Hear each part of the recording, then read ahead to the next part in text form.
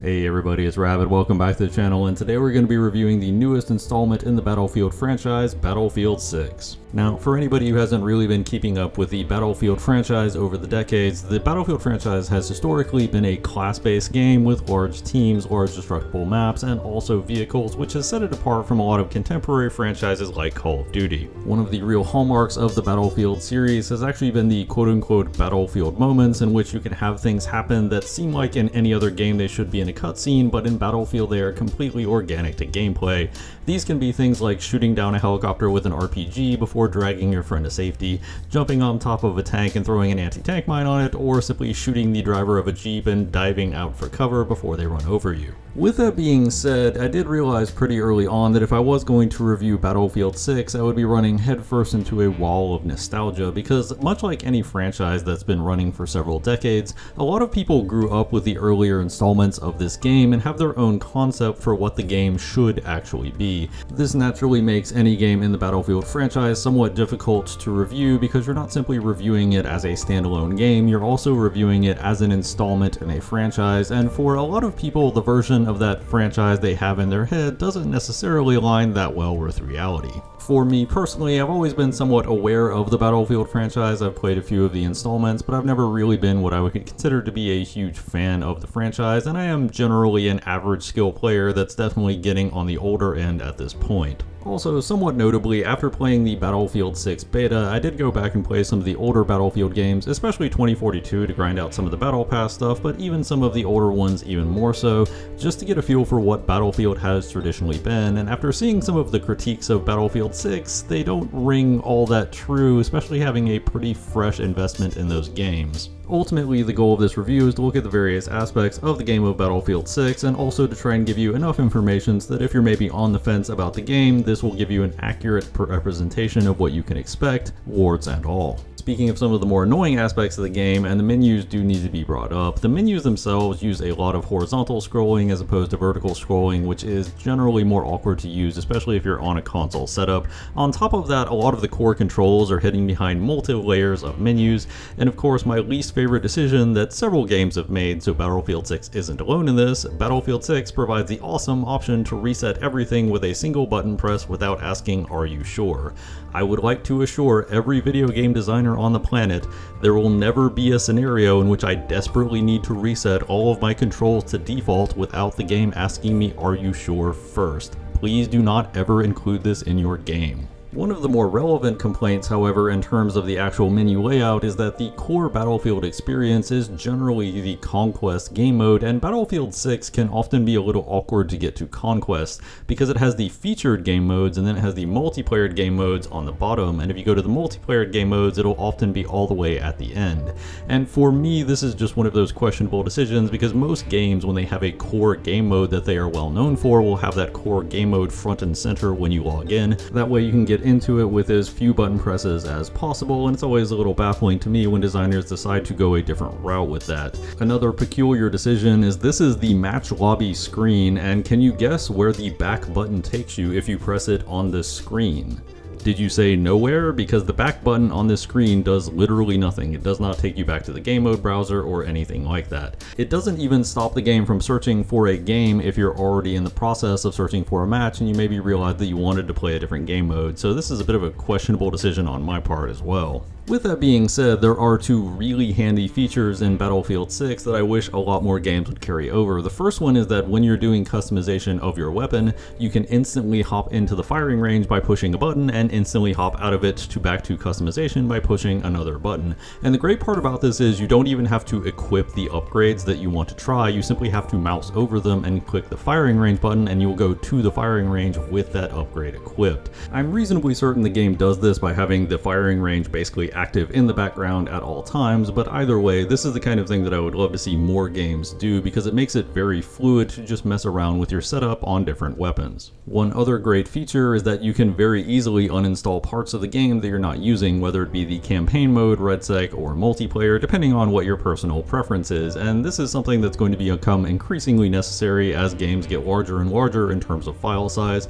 simply to save space on your hard drive. All told, I would say once you get some practice with the menus, they're generally generally fine to navigate, but menus on the whole should be intuitive enough that you don't need practice to navigate them. This does bring us pretty neatly into the single player campaign, and one big thing about the single player campaign is that it actually had my expectations set pretty high at one point in the very first mission.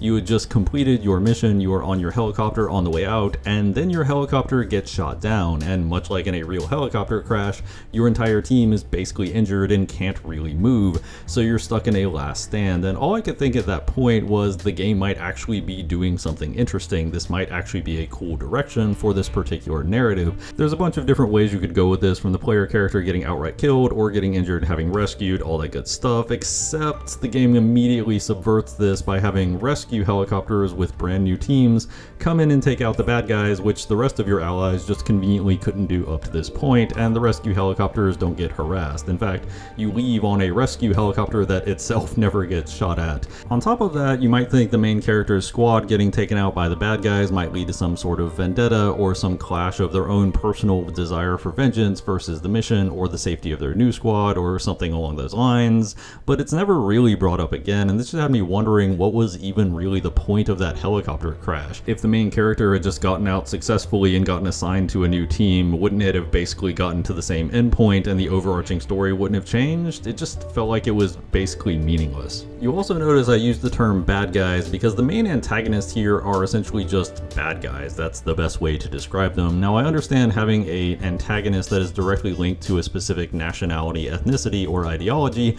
can get a little problematic, but in this case, the bad guys are a mercenary group whose goals are incredibly unclear. I mean, I'm not a professional CPA, but I fail to see how you're going to get a positive ROI for your mercenary company by nuking European capitals. This marks the Pax Armada mercenary company as less of a grounded antagonist and more of Cobra from G.I. Joe that just kind of does evil to do evil. Or maybe they're not doing evil, maybe they're just a geopolitical rival. Again, the game seems kind of unclear on exactly why we're fighting Pax and for what. Of course, this is all in service to the plot twist at the end. I guess spoiler warning here if you are actually intending to play the campaign and don't want to be surprised. That being said, it is telegraphed pretty hard. It turns out Pax Armada was created and funded by the CIA.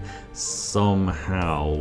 Look, I understand the idea of a dark organization that is secretly funded by its own government can be a little compelling, but Pax Armada is competing directly militarily with all of NATO, so either the CIA has a secret line item for about $1 trillion that they just never get asked any questions about, or alternatively, the CIA director went into a budget meeting and rationalized creating their own private army to overthrow the United States and got somehow greenlit by some senators. It's just one of those scenarios where the more you learn about the antagonist, the more unserious they are as antagonists. I would also say on that front, just from a raw gameplay standpoint, that the campaign is a missed opportunity, because a big thing you can do, especially when you have a game like Battlefield that has a lot of mechanics that are class-based, and also a lot of vehicles, the campaign could be used to show the player how to operate the vehicles and use the mechanics.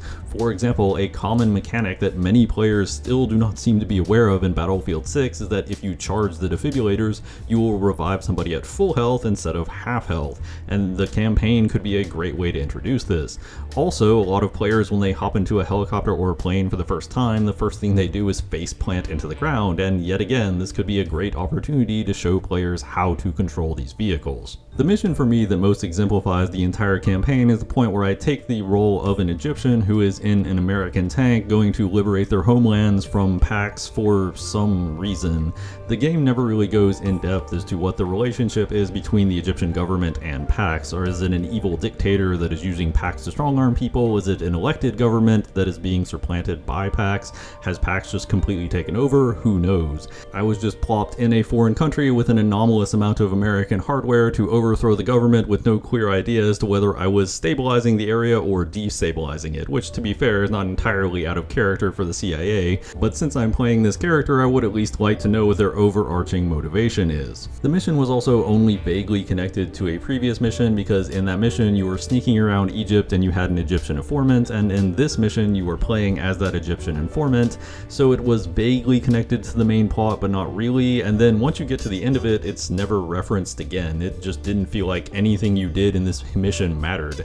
It really felt like the Battlefield team got to the end of the campaign and realized that they didn't have a tank mission, which is pretty unforgivable for a Battlefield campaign, and also realized that every other protagonist and antagonist was actually American or British, so they decided to throw in a single mission with a more ethnic protagonist and also a tank mission just to check some boxes. If you haven't played a lot of first-person shooter campaigns in the last decade or so, then you might see it as a pretty interesting affair, or at least has a decent variety in terms of gameplay and locales, but the more FPS games that you have played through, the more the campaign will feel pretty derivative and honestly pretty by the numbers. It also technically uses a flashback framing device, but flashback framing devices are more used for the main character and the audience to basically reveal things and understand things at the same time, whereas in this context, the quote-unquote present, the main characters already basically know everything, so the only person that's getting surprised by any of this are the players. So it begs the question of why we're really even having a flashback in the first place, because all it really seems to do at this point is prevent you from having a full 15-minute unskippable cutscene after you get done with the game. Overall, I'd say the campaign is pretty inoffensive. What ideas it has, it doesn't really seem to have the confidence to really go all in on doing anything truly interesting with, but it does play it safe enough that it doesn't really do anything so crazy that it makes it unplayable. Of course, the real star of the show for any Battlefield game is going to be the multiplayer aspect, the large maps, the large player counts, the vehicles, and the destruction. Battlefield 6 does break with previous installments in the Battlefield franchise by being more open about what types of weapons the 4 different classes can use.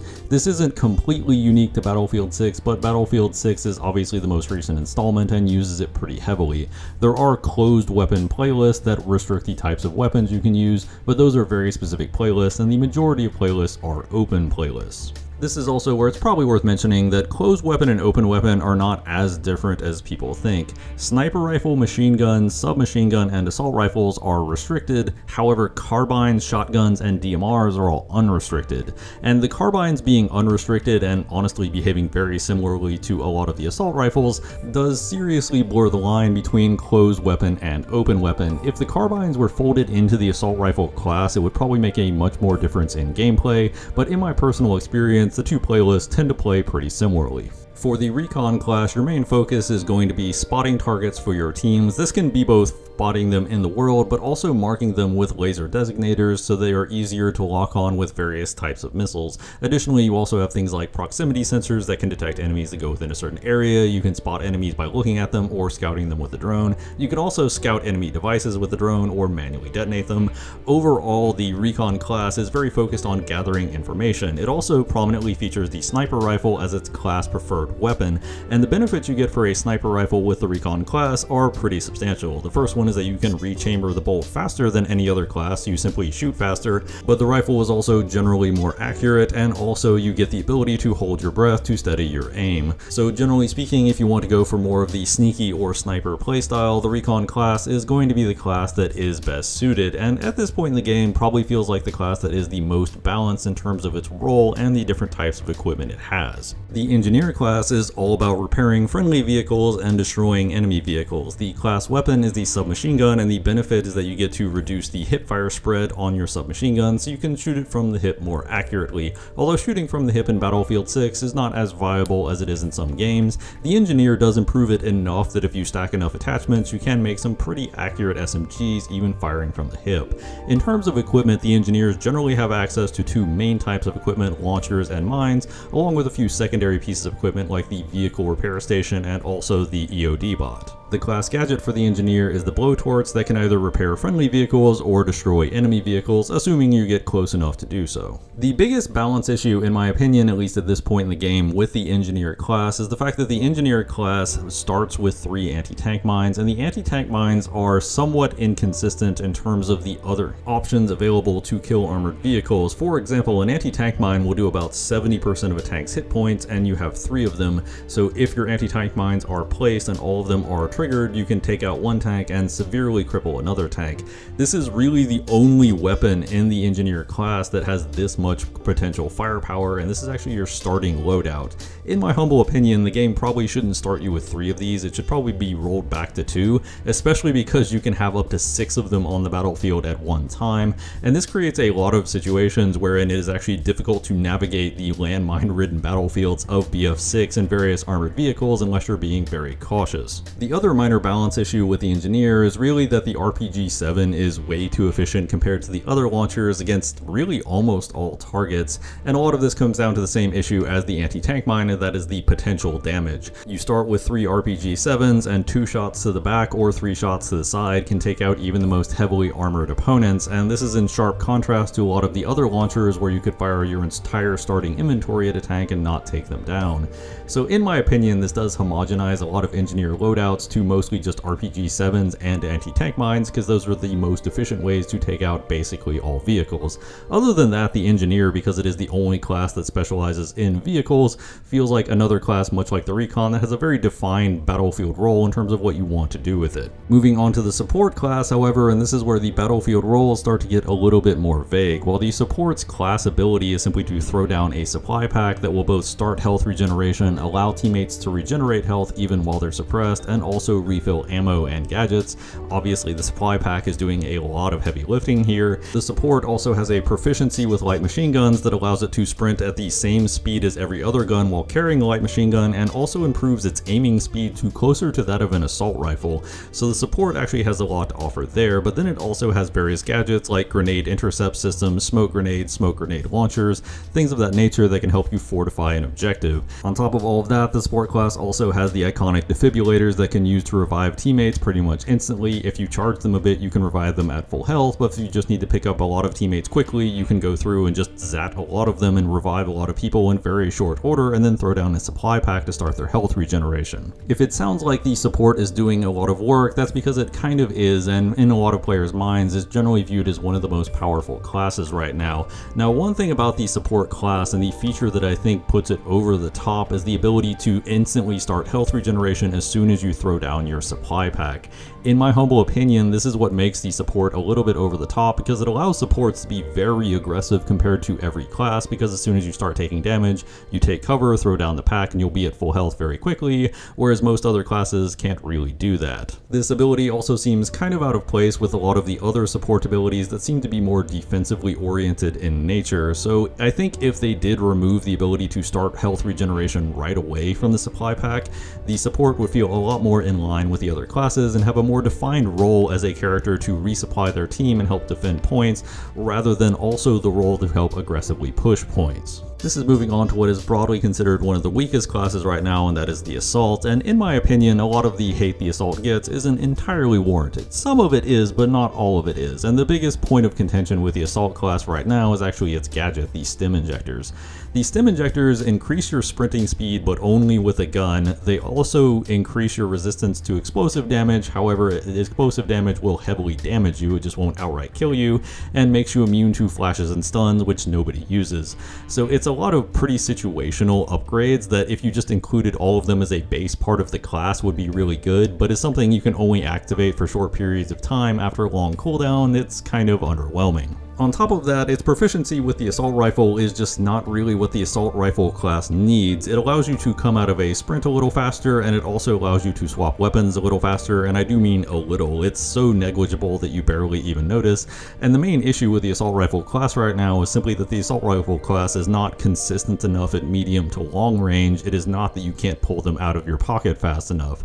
So not only is it buffing one of the weaker classes of weapons, it's not really doing much for it. With that being said, the Assault has two of the potentially most powerful gadgets in the entire game. The first one is the redeploy beacon that once you set it up, anybody in your squad of 4 can deploy off of the redeploy beacon, which is amazing. You can redeploy off of it yourself, you will instantly pop it, but you can just place another one down as soon as you spawn. And then you also have the Assault Ladder, which while it has been memed about a lot, the Assault Ladder, if placed in the right spot, can allow your team to access parts of the map that would be otherwise inaccessible. This can allow for breaching on the second floor of buildings instead of having to go to the first floor, getting unexpected angles, etc, etc. On top of that, the HE and thermobaric grenades for the Assault are pretty solid as well. I feel like the gadgets for the Assault are in a fine place. Some of them are a lot worse than others, but you could say the same of all classes. It's really the fact that the stims don't quite do enough that makes the Assault feel very underwhelming right now. And honestly, I think if you just removed the ability to instantly start health regen from the supply pack for the support and moved it to the Stim Injector for the Assault, you would solve a lot of the class imbalance balance problems BF6 currently has, because the issue is obviously the assault. You kind of want that class to be aggressive, and a lot of its kit is around being aggressive and taking positions, but it often can't really do that unless a support is nearby to throw down a supply pack and start its health regeneration. As far as the various guns in Battlefield 6, one of the big things I will say about any Battlefield game, and this also includes Battlefield 6, is that the game is not exactly built on the idea of laser-precise balancing of individual weapons. Certainly some weapons can definitely be overpowered and should be addressed, but in general a lot of the gunfights you'll take in this game are pretty asymmetric. One person will have a pretty sizable advantage, so even if your weapon is a little weaker than the other person's weapon, it often doesn't make that much of a difference in terms of the outcome of that gunfight. That being said, there is one very important aspect of the firearms in Battlefield 6, and that is that they have what is referred to as bloom or dispersion. You can call it whatever you like, but it basically means your bullets don't necessarily go exactly where you're aiming.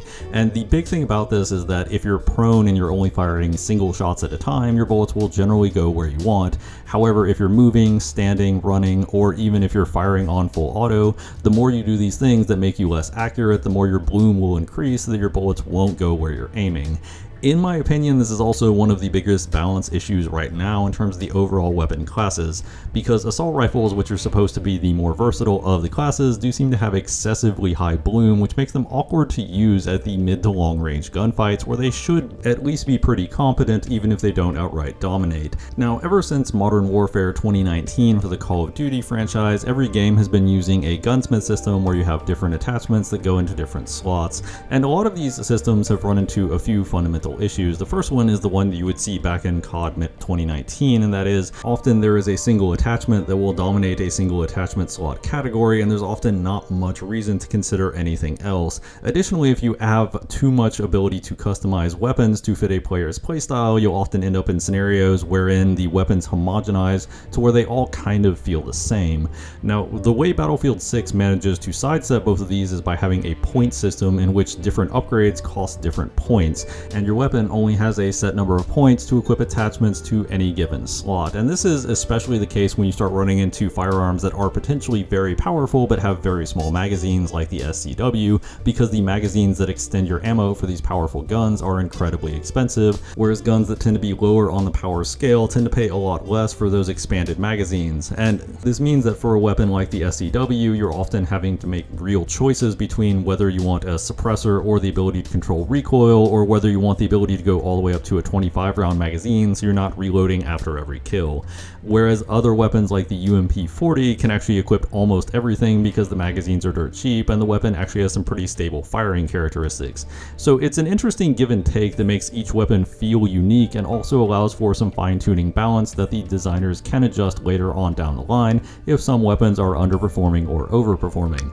Overall, I would say I very much like the point-based gunsmithing system rather than the equip whatever you want gunsmithing systems, because the equip whatever you want gunsmithing systems are fun the first time you play them, but then you realize that it basically makes every gun the same. Of course, now that we've got the classes and weapons out of the way, we do have to discuss one of the more obnoxious parts of the game, and that is the challenges. And I want to be clear right off the bat, if the challenges were purely to unlock cosmetics like skins, calling cards, etc., I don't think anybody would have had anywhere near as much of an issue with them.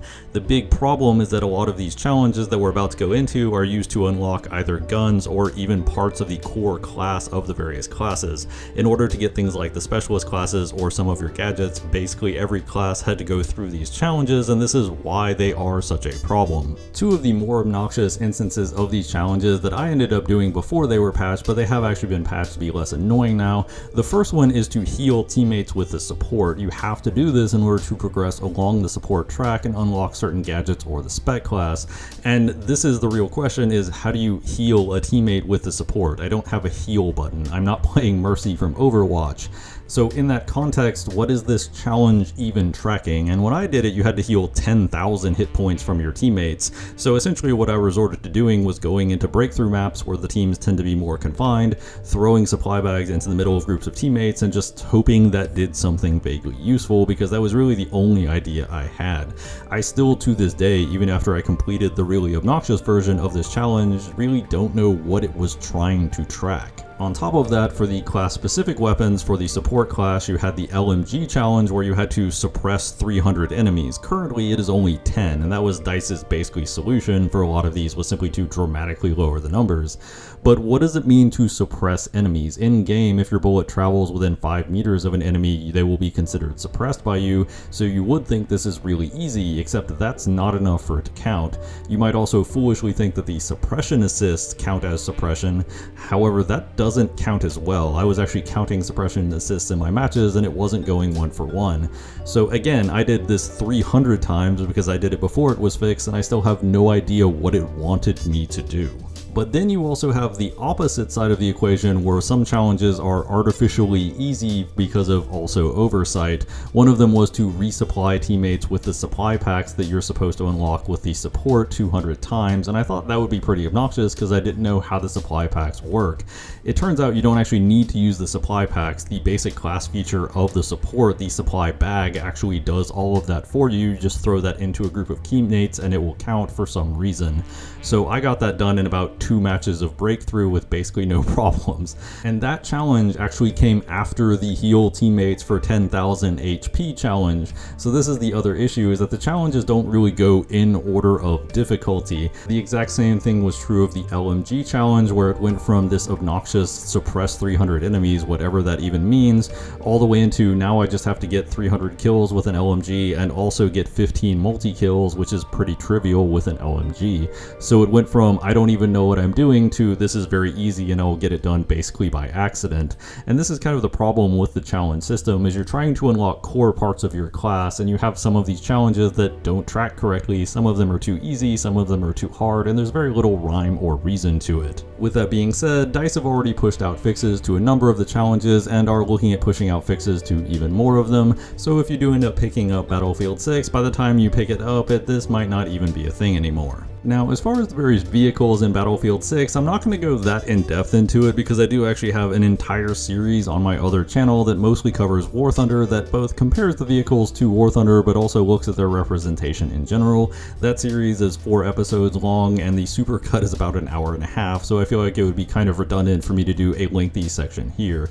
The long story short is I feel like the vehicles on the whole are actually reasonably well balanced, with the exception of the fact that the engineer practically craps out anti-tank mines everywhere, which makes some of the ground vehicles annoying to use. But one of the major problems with air vehicles, which was a lock missile that just worked a little too well, has actually already been patched. So I find the vehicles on the whole work pretty well, although some of them are a little weird and could maybe use some minor tweaking. As far as the different game modes, the core game mode of a Battlefield game, and Battlefield 6 included, is Conquest. In Conquest, there are different capture points that once you've captured them, they will over time increment down and drain your team's tickets. You can also drain tickets from the enemy team by simply killing the enemy, so it is about simply controlling the map, getting kills, and generally just having a good time.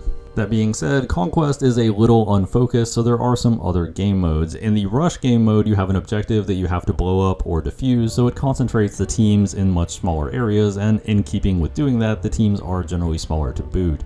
Breakthrough also centralizes the game around a much more confined space in which you're only capturing 1 or 2 objectives at a time, but after an objective has been captured, it then moves on to the next set of objectives. So yet again, you have more specific objectives within a more confined space. Battlefield 6 also has a wide variety of team deathmatch and smaller squad modes. Although these aren't anywhere near as popular, they do have their own dedicated fan bases that generally like them, and these are much more traditional first-person shooter experiences that generally don't have the things like the vehicles, the large maps, or the destruction. One big new addition to the Battlefield 6 franchise, and one that I seriously hope they keep for later ones, is actually the Escalation mode. Escalation has 7 objectives that you have to capture, but the game actually proceeds in phases and has a total of 5 phases. If one team wins a phase, that team will then lose an objective on their side of the map, and that will reduce the total number of objectives to capture. Importantly, because it reduces the total number of objectives by taking one away from the team that just won, it puts the ball back basically in the court of the team that lost to try and give them at least a small advantage. It is ultimately best to 3, so it is possible for one team to simply wipe a team out, but I find more often that Escalation goes to the 4th or 5th round, simply because it tends to naturally have that back and and forth of giving one team an advantage or another team an advantage based on who won the last round. Personally, I love escalation matches because I feel like it has a better game flow than Conquest and centralizes the teams more around specific objectives rather than just having a big sandbox and saying do whatever you want. Now, a big thing to note about all the game modes that I just talked about is that in all these game modes, your team will be split into squads of 4, and your squad of 4 is expected to at least kind of sort of get along and hopefully have a decent mix of different classes to do different tasks. While you can spawn on a friendly objective point at any time, and that point is generally safe to spawn on, if you spawn on your teammate, it is considerably riskier, however, it can get you further upfield. Additionally, you also obviously have the Assault class. The Assault class's redeploy beacon only works for your specific squad, so it does at least somewhat behoove you to stay along your squad at all times, especially considering that while the support is the only class that can revive anyone, anybody else in your squad can revive anybody else in your squad. So as long as you have the squad mates nearby, they can still revive you even if they don't necessarily have that support class. This kind of impromptu squad-based gameplay has been one of the things that Battlefield is really known for, because even if you don't necessarily have comms and you aren't playing with a group of friends, you still have a group of people with at least somewhat clearly defined roles and at least kind of sort of the same goal in the map that you can work alongside. That being said, it is also noteworthy that Battlefield 6 did introduce the brand new RedSec. RedSec is a completely free-to-play version of Battlefield 6 that only has access to both RedSec and Gauntlet. RedSec is essentially a battle royale. It is similar in practice to Warzone, although it does have quite a few tweaks to the formula. As a battle royale mode, my personal experience with it has been that it's passable. I don't love it, I don't hate it. It's not anything particularly special. If you didn't like battle royale modes, you're not really going to like RedSec. If you do like battle royales, you're probably going to think it's at least pretty decent. With that being said, probably the most slept on part of Battlefield 6 so far is actually the Gauntlet mode. Gauntlet is, along with RedSec, a free-to-play portion of Battlefield 6, so if anybody's watching this and doesn't feel like buying the full game, you can certainly check that out without having to spend any money. And RedSec essentially puts a bunch of different squads on a map with different objectives. The maps change every time, the objectives change every time, and you go through 4 rounds, and ultimately you will end up, if you go through all 4 rounds successfully, in your small squad of 4 versus an enemy squad of 4.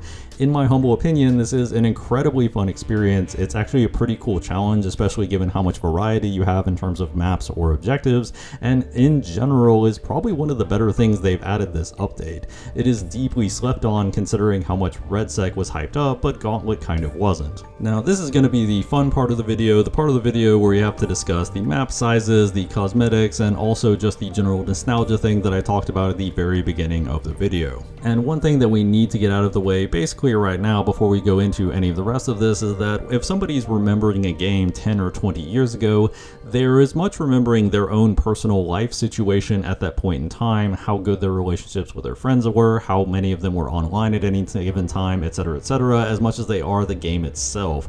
The game itself is simply a backdrop for all of the rest of those features, so a lot of people have very imperfect memories of how good or bad games were that long ago. And the first topic that I kind of want to hit on is the map sizes. Now, I've tried to have at least a somewhat accurate representation of what the Battlefield 6 game flow is like. While it has been criticized by some for feeling a lot more like a Call of Duty game, that really hasn't been my experience, and the biggest outlier for me is when I'm running the machine guns like the M240. The M240 features both pretty poor handling characteristics and also a long reload, so in a game like Call of Duty, you would probably never get a chance to reload it, or you'd just be constantly dying to people bunny hopping around corners. But I find in Battlefield 6 I can do perfectly fine with the M240. I find enough pauses to reload, I find enough scenarios where the M240 can post up and simply hold down a position, etc., that it doesn't feel like you're at that much of a disadvantage for running around the map with a light machine gun. But with the complaints about small map sizes, this is where I always keep wrapping back around to Firestorm. Firestorm is a Battlefield 6 map pulled directly from a previous Battlefield game and doesn't play particularly well.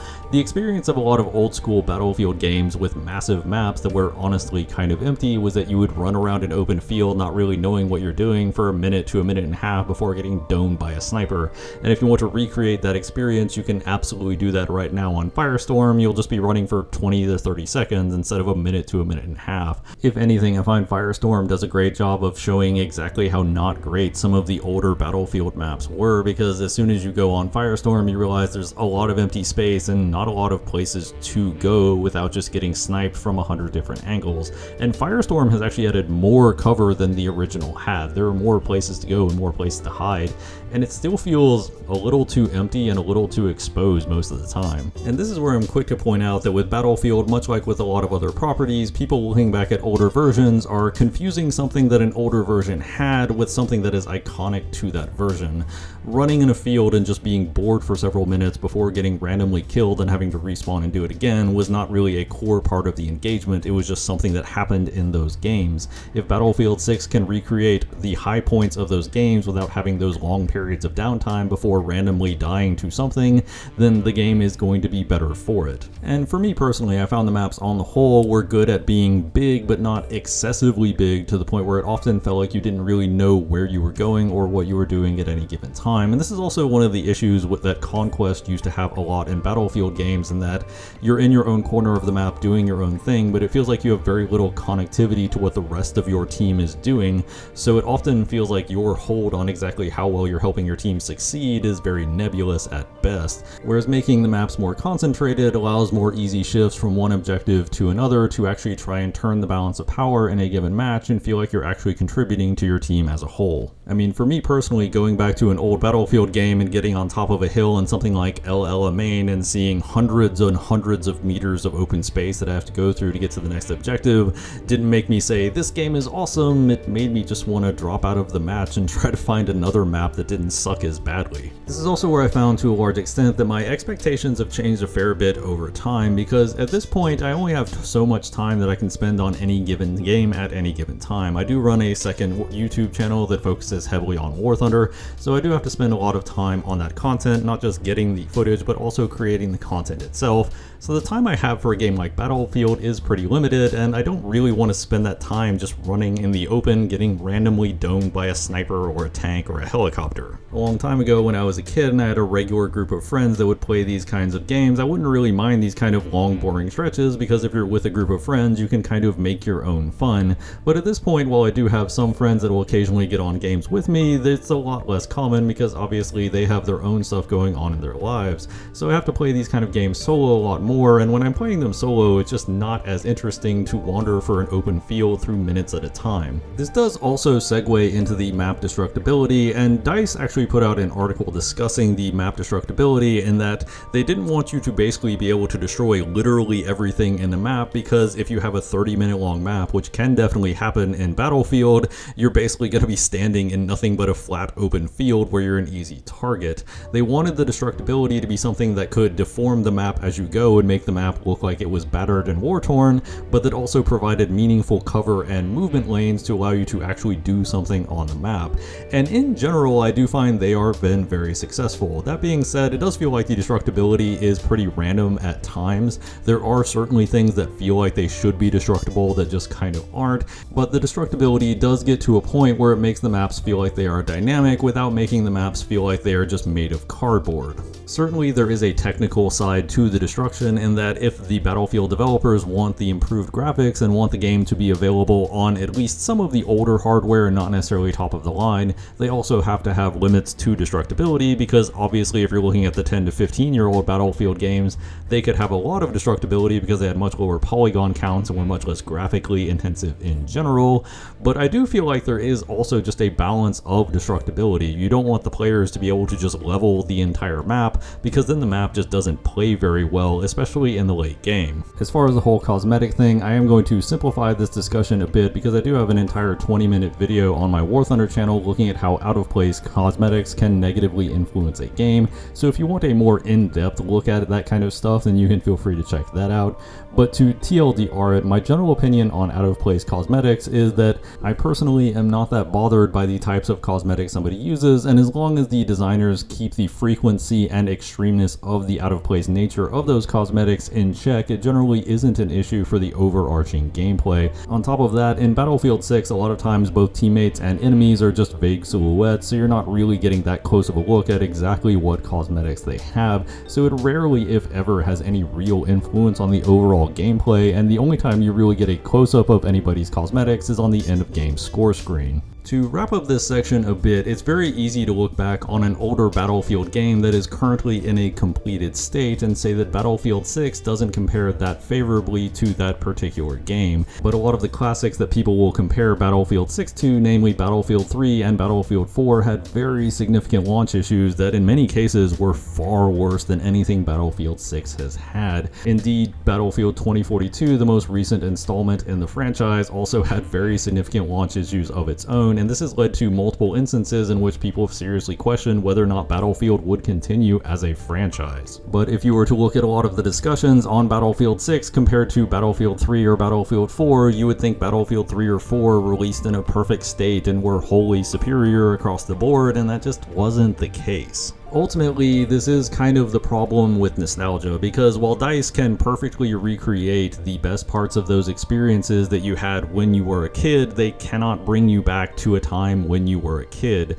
They can't bring you back to a time when you had no responsibilities and all of your friends were online and you could spend the entire afternoon playing a video game. We just kind of have to face it that at this point in our lives, our responsibilities will continue to increase and our friends are going to become less and less available to hop on with, and we need to just cherish the time we have with them and not quibble about minor annoyances with a video game. And I don't want this review to get too personal or too real, but there is a very valid reason why whenever my friends ask me if I can hop on the game, I always try to hop on, because at a certain point you just never know when's going to be the last time that you get to enjoy a match with that person. At a certain point, you just have to accept that at this point in your life, you are playing games very differently than you would have 10 or 20 years ago, and no gaming company can ever change that. So what are my overall thoughts on Battlefield 6 as a game? Well, when I played the open beta, I decided that I would pre-order it, and also just pre-order the Phantom Edition, because what the hell, it wasn't that much more expensive, and honestly, I pre-ordered a Battlefield game warts and all, and what I got was a Battlefield game warts and all. It had a lot of the same issues that a lot of the classic Battlefield games have had on release, but the developers are working pretty fervently to fix them and have honestly a month in corrected quite a few of the issues that the game had at launch. It still has some issues such as slow progression, some challenges don't track correctly, etc, but the developers are continuing to make improvements to the game, continuing to add content, and this has basically been a pattern for DICE for a very long time now. This is also why I tried not to splice a bunch of footage together in the background, because I want you to get a solid idea of the pacing of Battlefield 6 and see for yourself if this really is the type of game that you want to play, or if it's too fast-paced for you, or even too slow-paced for you. But with all that being said, there is almost certainly an entire generation of kids right now, given the reception that Battlefield 6 have had, that are simply enjoying the game. Their friends are online, they have no responsibility, and the vibes are on point. They are making their own Battlefield moments as we speak right now, and they are probably going to become lifelong fans of the franchise. While it is very common in the Battlefield community to treat every current Battlefield game as though it is worse than all of the previous ones, for Battlefield 6 I simply don't see how you can make that argument with a straight face. The game does a lot of the stuff that a Battlefield game needs to do quite well, and it has the right feel for a Battlefield game with that classic class-based structure, and also the vehicle combat, and even a fair amount of environmental destructibility. In 5 to 10 years, when a new shiny Battlefield game is coming out, I have absolutely no doubt that an entirely new generation of Battlefield fans will simply be saying that it's not as good as old school classic Battlefield 6. Of course, those are just my thoughts on the matter. Feel free to let me know in the comments down below what you think of Battlefield 6. Do you love it? Do you hate it? I always love to hear from you guys. If you like the video, like and subscribe always helps out the channel. As always, danke bitte tschüss.